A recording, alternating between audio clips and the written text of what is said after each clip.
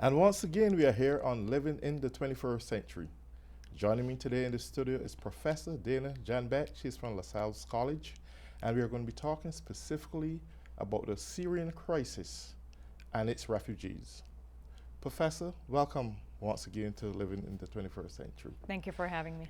You're welcome. Tell us a little bit about this Syrian refugee crisis. Just give us a brief overview as to what's really going on out there amongst the Syrians and their problems. Sure. So, as you know, the war started in March 2011. So, we're already in the sixth year of the war. And since the war started, it has managed to displace approximately half of the whole country's population. So, you can imagine how severe that is. So, half of the country's population has been displaced. Of that half, around 5 million have migrated to neighboring countries. So currently, the largest Syrians living outside of Syria as refugees have migrated to Turkey.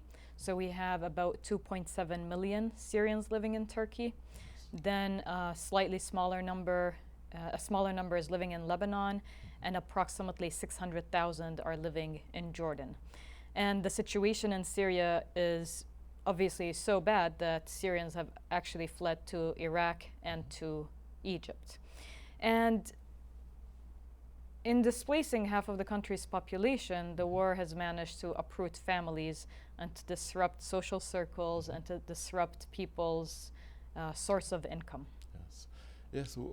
Tell me a little bit about yourself and what really got you so committed to this situation, your career as a professor. Tell me a little bit more surrounding that. Sure.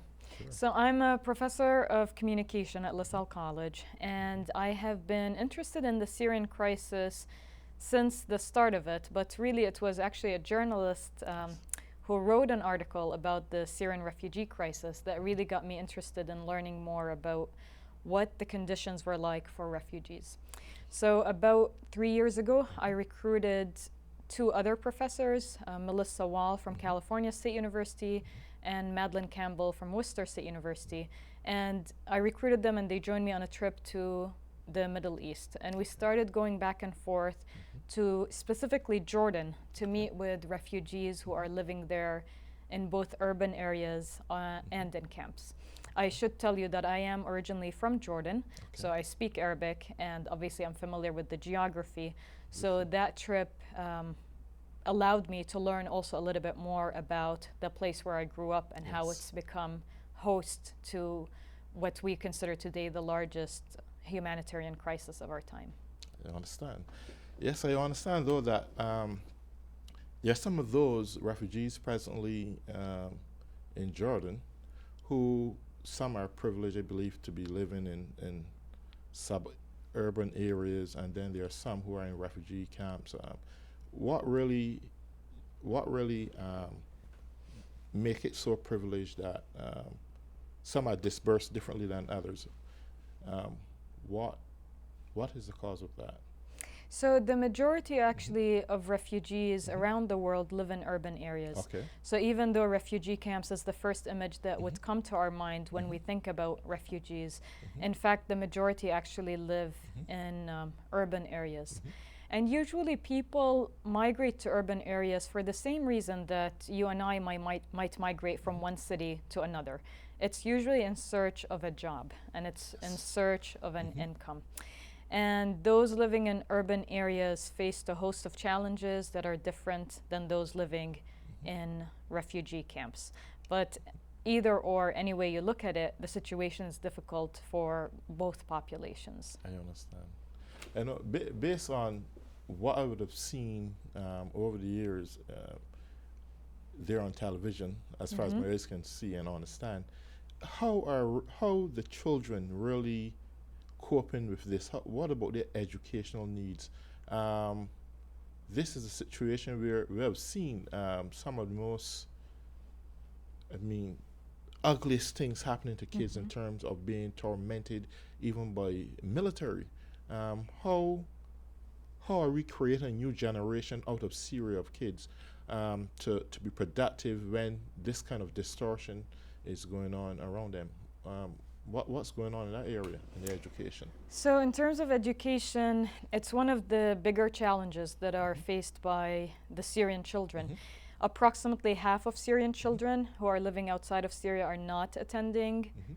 school, and that's for a host of reasons, starting with the shortage of schools in the Right. areas where they live. There's overcrowding in schools. Mhm. There may be also reasons why the parents don't feel comfortable sending the children to schools, especially if there has been conflict between children from the host country and children from the schools and Syrian children.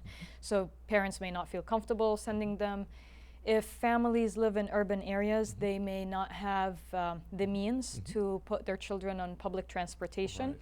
and they may not have the means to even purchase the very minimal supplies in terms of books and uniforms. Yes. So this has led to approximately half of Syrian refugee children not attending school currently.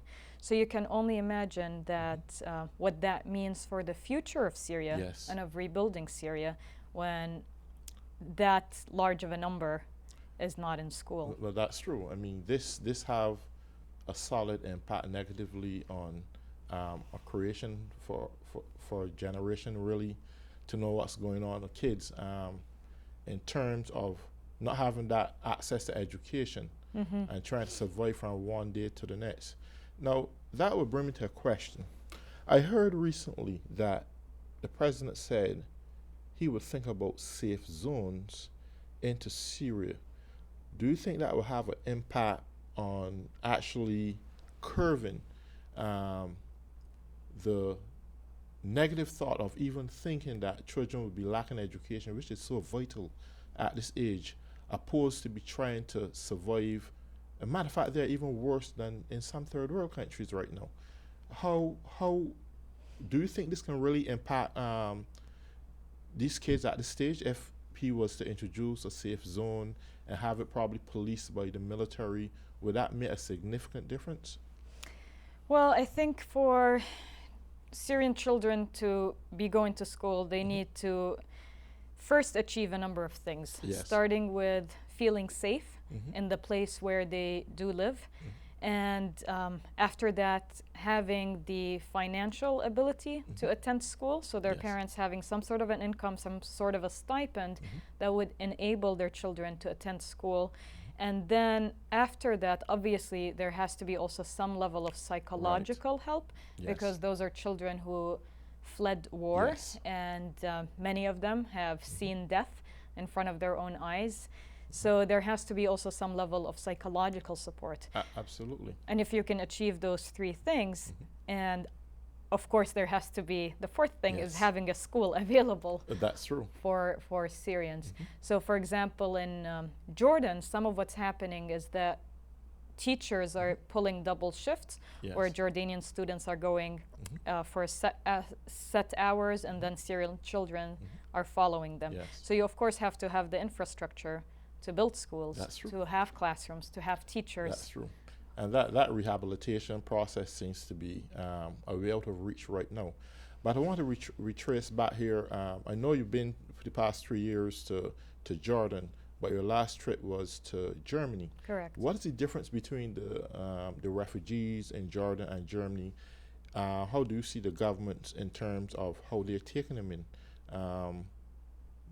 How is there a better treatment in one country than the other, or they're barely treated as somewhat second-class citizens? How do you view it? So the conditions are very, very different in Jordan and in Germany. In Jordan, they are there on a refugee status, Yes. which means there is an expectation that when the war ends, those 600 plus thousand Syrians are going to return to Syria.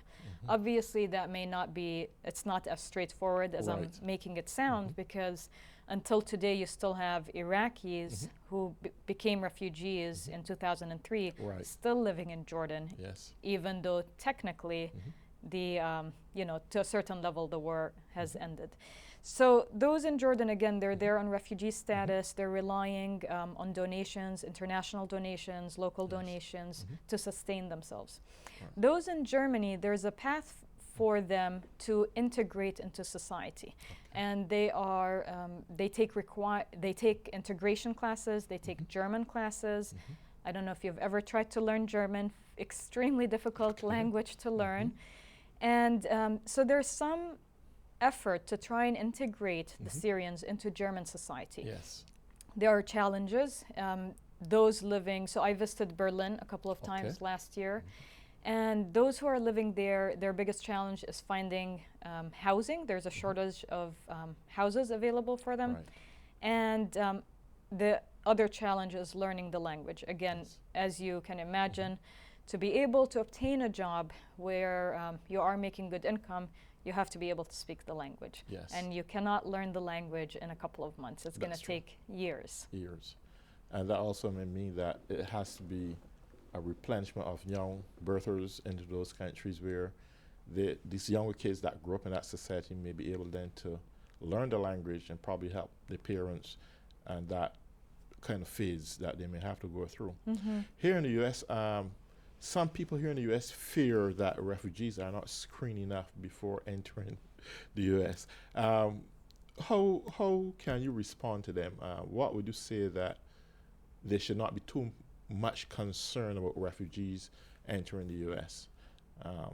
And they're not this threat that they may perceive them to be? What would you have to say about that? So I think the fear really stems from a place of not knowing the very, very complex immigration system that we have in place. We're talking recently about the complex healthcare system, but the immigration system is also extremely complex. So currently, to be able to enter the United States as a foreigner, there are many ways that you can enter the U.S. And there are over 30 non-immigrant visa categories that people use to enter the U.S. So as you know, people come here as tourists, they come here as fiancés of American citizens, they come here on a work visa, on a, you name it, there are all types of visas. And those visas foreigners apply for at a U.S. consulate, and they get that visa process, and then they're able to come here. Depending on the country of origin where the foreigner is coming from, and depending on the type of visa that they're applying for, this may take anywhere from a couple of weeks to a few months. Again, it varies a lot. But if you look at the refugee program, that program for a refugee to be able to enter the United States, their processing takes anywhere from 18 months to 24 months. So it takes almost 2 years of background checks on the refugee before they are allowed entry into the United States. So and refugees also, they represent less than 1% of all the foreigners that enter the country every year. So you cannot possibly compare the processes that are currently in place. Those who come here as refugees, and by the way, as a refugee, you can't choose to come to the United States. You can't even choose to be resettled in any of the 30 or so countries that resettle refugees. You have to be selected to apply for this program. And so again, those who are selected to apply for the program and who are selected to apply for specifically the U.S. program, those take approximately 2 years worth of processing. Well, I'm glad you tell me about this, because it seems strange that a nation that is in crisis and people who are fearing their lives and running for their lives, practically all of them are refugees. And to have a selected few, or any government who should perceive that only a selected few should be considered as refugees, I just can't figure it out. Whom are they looking for? Are they looking for the most intellectuals or the greatest academics to say, and probably saying to themselves, you know what? Yes, these are refugees, but they can be good to our society. Is there some way of marginalizing who they perceive to be the better ones to come? Why 18 months? Why 2 years? Why is this selection process so long when people are getting murdered every single day? It just don't seem logical to me. A refugee, by definition, is a person who are running for their lives and who are running for shelter and seeking shelter because of some danger that they are trying to escape from.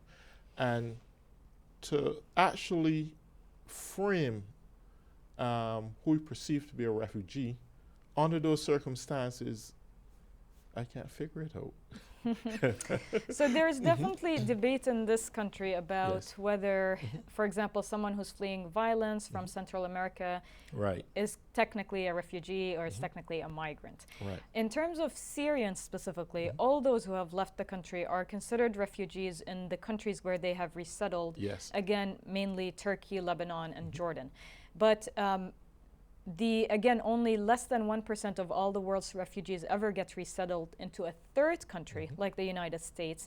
And usually the criteria that the US looks at, one thing to be proud of is that they do not discriminate Right. against someone who is someone who's not educated Okay. versus someone who's educated. Right. What they do look for are the most vulnerable cases of those refugees. Of those refugees. And so they would look for things like victims of torture, female-headed households where females are living together. So there are certain criteria that they would look at to consider refugees, Syrian or non-Syrian, for resettlement into the United States. Yeah. Well, it makes sense, but still seems strange. For these staggering figures that we would have heard of hundreds of thousands of killings and bombings and all kind of executions, you name it, going on there. As far as I'm concerned, I think everyone there, every civilian out there is like a refugee. You can't cut it or dice it any specific portion or ratio to predetermine who should be and shouldn't a refugee. I just think because of this political crisis and the nation's at a serious civil war, every civilian is a refugee. But the United States system is their system, and I guess that's the way they probably have to go. But in the process, tell me about your research on the use of communication technologies by Syrian refugees. Sure. So because I sit in the discipline of communication, so I look at the world from a communication perspective. Right. And what my colleagues and I were interested in looking at is the way cell phones are being used by refugees today to navigate their precarious situations. So we do know that today refugees have a very different experience than refugees did 10 years ago, 15 years ago, 20 years ago, because of the pervasiveness of Yes. technology. And so I'll give you an example of how cell phones can really can really be a tool during a life or death situation. Refugees who fled Syria via Turkey and head to Greece, they went through, most of them went through the waters, and in their boats, what refugees have reported to us, and obviously we've read in news reports, is that they all carry their cell phones with them, and they hide their cell phones in some sort of a bag that's hopefully waterproof. Okay. And the whole idea is that if the boat flips over, they do have the cell phone, which Yes. hopefully has not gotten water Right. damaged. And then on those cell phones, they have the numbers of the Turkish Coast Guards and the Greek Coast Guards Okay. saved. And looking at Google Maps and trying to figure out which coast they are closest to, they would call the appropriate Coast Guards. And again, using Google Maps, trying to figure out their exact coordinates and communicate that to the Coast Guards so they can be Yes. rescued. Okay. And I've met a number of men who that literally has been an experience that they went through last year. Okay. I wouldn't mind playing detective for 1 second, though. I mean, they're refugees and they have cell phones, but after a period of time and in the process of running, how do they get that phone bill paid? I assuming that these people are going through some heavy financial burdens because of the dislodging of work and so forth. And if they do have access to cell phones, I think that the limitation of time and usage may be just a period because of not being able to pay a phone bill, unless the phone companies give some leverage there to them because of the present circumstances. I don't know. What would you have to say about that? So at the beginning, Syrian refugees, as well as other refugees, usually have some savings. Okay. When you obviously imagine if you had to flee your Yes. country tomorrow, you're going to take all the cash and all the gold that you may Yes. have and you're going to flee with it. So at the beginning, money of course is always an issue, but at the beginning it's not as much of an issue because you still have a little bit of savings. Yes. Over time, that situation obviously changes. Yes. And for refugees who have been living in Jordan for 5 years, needless to say, they've already burned through all their savings. And what they do today, the ones I met in Jordan, for example, they do not own, they do not have data plans on their phones. Right. Okay. They have regular flip phone that they Okay. do a prepayment of approximately $7 a month. Okay. And that would give them just enough text messaging capabilities to text back and forth between them and the relatives that they still have in Syria. Yes. Because everyone, obviously every Syrian who has left Syria still has relatives back in Syria. And again, it gives them just enough to be able to have these messages. Okay. But the story that I just told was about men who had just fled. Who So just at fled, that right. point, chances are they still had a course. little bit of money. Of course. What would you like to see nations who are assisting these refugees, what would you like to see them do much better to be more accommodatable to those who need resettling? Not in terms of going back to Syria, I don't think after this trauma that if they do go back there, that they're going to find a home to go to, they're going to be homeless, and certainly the government's not going to give them money to get back on their feet. What would be your best advice to some of these countries that you see presently housing these refugees? What would you recommend that they do to not only help themselves better in terms of catering for the needs of these refugees, but to help them fit into society and to create that mentality of being a citizen or a resident at some point, opposed to just refugee status? That's very political. It's one thing to be a refugee, it's another thing to have pathway towards Yes. citizenship. What I would say is the first thing that comes to mind is obviously to increase the number of those who are resettled in countries like the United States. Yes. That said, I will I have to give credit for the U.S. Right. because Sure. it resettles the most refugees around the world. The number last year was 85,000. On average, the last 10 years, they have been resettling 64,000 Okay. refugees on average. Again, that number, even though it's the largest among its counterparts, it's still a tiny, minor percentage Right. of the 20 million refugees around the world, of which Syrians represent approximately 5 million. Yes. So one thing I would say is to increase the quotas of how many refugees get resettled in third countries.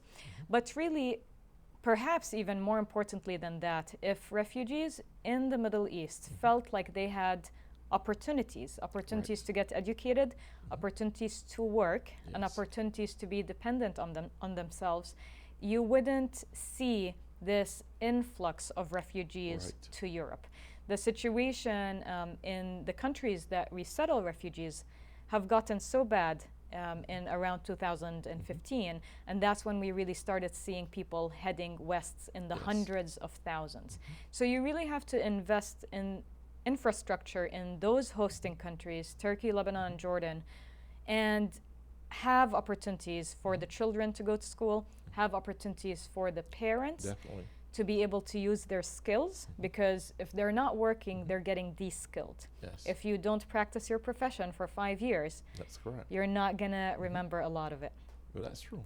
That's the question on government. Now, what do you think the private sector can do, or how can we best stimulate the interest of the private sector to see these refugees as people who need assistance? How can they somewhat probably come up with invested interest in helping these people and not hurting themselves? I mean, this may be a very technical question I'm asking you, but do you see there's any room where the private sector can really inject some kind of help or assistance to these people? There is, of course there is. It has to be though done in a way where a needs assessment study is conducted, and based on what the needs are, a program is put in place. I think often when researchers and even people from private sector, they go to a country to help, they just assume that this is what the population needs, and I'm going to force a specific solution on them. And I think obviously it has to be the other way around. We have to look at what the situation is like in individual camps. There are multiple camps in individual urban areas, to be able to figure out how best the private sector can help alleviate some of those needs. Yeah, that's true. I mean, we have several NGOs and, you know, nonprofit organizations here in America, and I think the time would have come where we just can't only think local.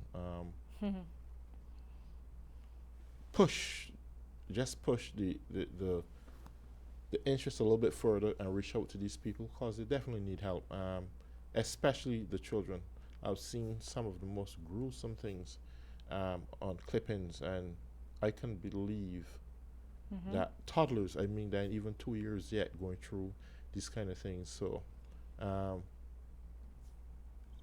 I don't know if there's anything you would like to add. We're in the final 2 minutes of wrapping up.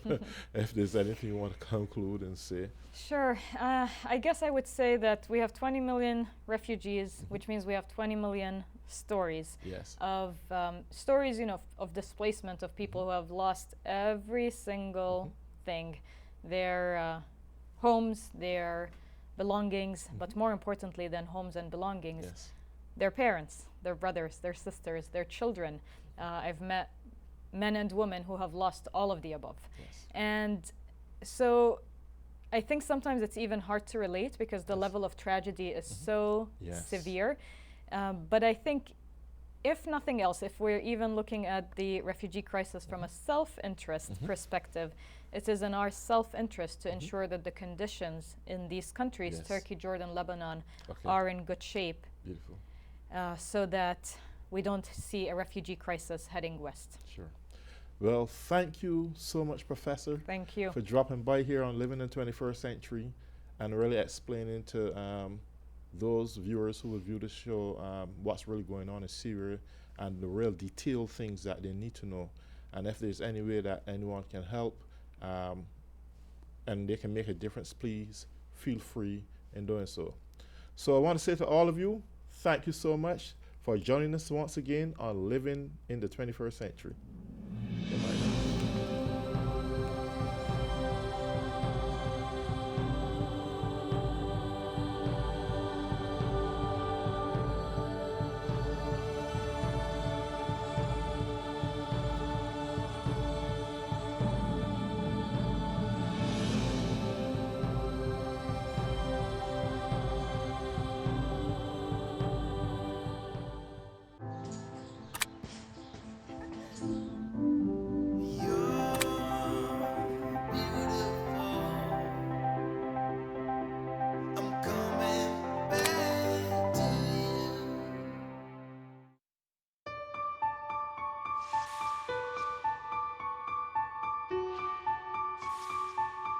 Imagine a time when no one person has brain disease. Imagine a time when no one person has Parkinson's disease. Or no one person has MS. No one person is debilitated by a stroke. And no family suffers the tragedy of Alzheimer's.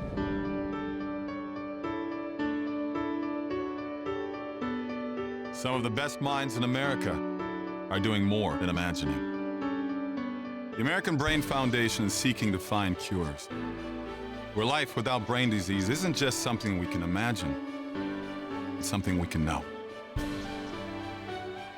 Help us get there.